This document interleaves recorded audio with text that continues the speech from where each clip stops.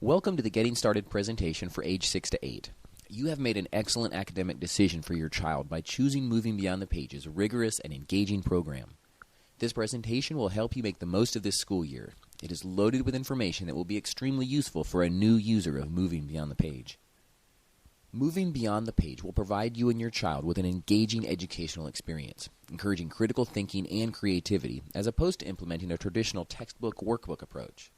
This may be why you chose Moving Beyond the Page to begin with, but now that your living room floor has 49 books and manipulatives spread all over it, you may be wondering just how to get started. Moving Beyond the Page is different than a traditional program, but it is very easy to implement and is flexible to work around your schedule. We are going to walk through organizing your books and curriculum, give you an overview of how the curriculum is structured, and provide tips on how to plan your year and your individual days with Moving Beyond the Page. The age 6 to 8 level is 1 year of academic instruction. The year is divided into 4 9-week concepts. Each of these concepts is comprised of 3 3-week units that each have about 10 lessons and a final project. That may sound like a lot to keep track of, but all you need to know is this. Do 1 lesson every day. There is no calendar of days that you have to check each morning. You simply move on to the next lesson. If your child is sick or if you go on a field trip, you just pick up where you left off. It's very simple. If you do this, you will finish the age 6 to 8 level in 1 academic year. Occasionally, you will come upon a lesson that is designated as a 2-day lesson. When you do, there is a marker in the lesson that tells you where to stop and pick back up the next day. We have also built a few buffer days into each unit. This gives you the freedom to spend extra time on a lesson, schedule a field trip, or just deal with the inevitable changes that happen with life. Moving Beyond the Page gives you the flexibility to work homeschooling around your life without making you feel behind if you need to take a day off. You are not tied into a specific daily calendar. Now that you know how the curriculum is structured, let's get back to that pile of 49 books spread around your living room floor.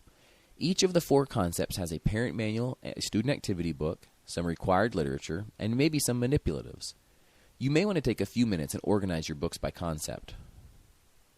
To do this, you can either use your packing slip or the age 6 to 8 at a glance link at www.movingbeyondthepage.com/getting-started. You may even be able to pause this presentation and organize your books based on this picture. Any of these methods will show you a list of the concepts along with the literature that is included with each one. Now that you have your year of curriculum organized, we are ready to look a bit deeper at the curriculum itself. To do this, you may want to have the parent manual and student activity book for Concept 1 Community on hand. As we go through various elements of the curriculum, it may be helpful to follow along in your book. If you are using the online curriculum, you can follow along as well. Just select and activate the first unit. Everything that we will be looking at in the hard copy version is also available in the online version. And one more thing, if you ever need more time with an online unit, just let us know. We're happy to reset your activation for you. Let's start by looking at the table of contents. Remember, each concept is 9 weeks long, so this is the parent manual that you will be using for the next 9 weeks. As you can see, there are 3 3-week units in this book. Before you start a unit, however, you should check the required books and materials page to make sure that you have access to all of the materials needed for the next 3 weeks. Many families find that it is helpful to keep a box or crate with all of the materials gathered for the unit in one place.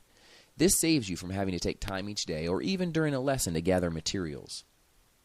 Many of these items you will already have around the house, but there may be other items you need to purchase. Most items can be found in common stores like Walmart or a craft store. Now that you have your materials available, you are ready to do 1 lesson each day. Each unit ends with a culminating project where your child will synthesize the knowledge and skills that he has gained in the unit. These projects are a great way to assess your child's understanding of the content and skills presented in the unit. This form of assessment is much more meaningful and insightful than a traditional test. Now let's look more closely at a lesson. Each lesson is presented in an easy-to-use format.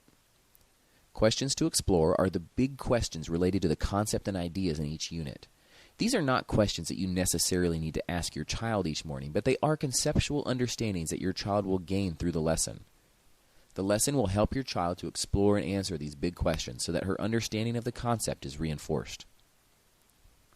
Facts and definitions outline the knowledge and vocabulary that your child will learn or memorize in the curriculum. It is not necessary to memorize every definition word for word, But your child should be exposed to the vocabulary in the lesson and in other situations.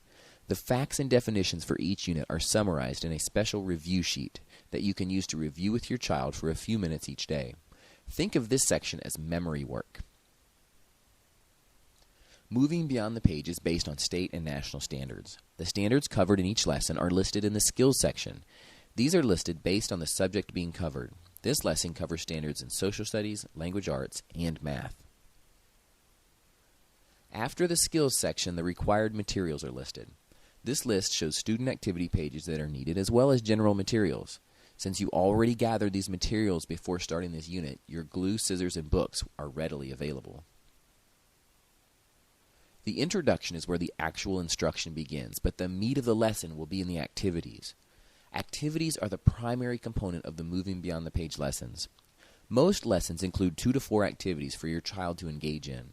Some activities include activity pages from the student activity book, while others involve hands-on learning experiences, such as creating posters, conducting science experiments, using math manipulatives, or acting something out. There are also many activities where you share and discuss stories with your child. Some activities have options. These are called differentiated activities, and they let you tailor your child's experience to either his academic ability or his personal interest. In this example, you can see that one option is clearly labeled for a more advanced learner. In the first option, your child will only write the name of a community worker, but in option 2, she will write an entire sentence. The lesson will end with a conclusion that often involves summarizing ideas presented in the lesson and asking your child to explain what he has learned. The books in the age 6 to 8 level are generally around a second grade reading level. They start off rather simple, but some of the books are more difficult to read. We want children to read as many of the books independently as they are able. But if your child is struggling with the reading, you may want to try alternating pages with them. First they read a page and then you read a page. This will keep young readers from getting frustrated, but it will be giving them great experience with challenging text at the same time. As they experience success, they will be more confident about their reading in the future. Now that you are familiar with the structure of the curriculum and the structure of the lessons themselves, let's look at what a typical day might look like. You will spend about an hour and a half implementing Moving Beyond the Page.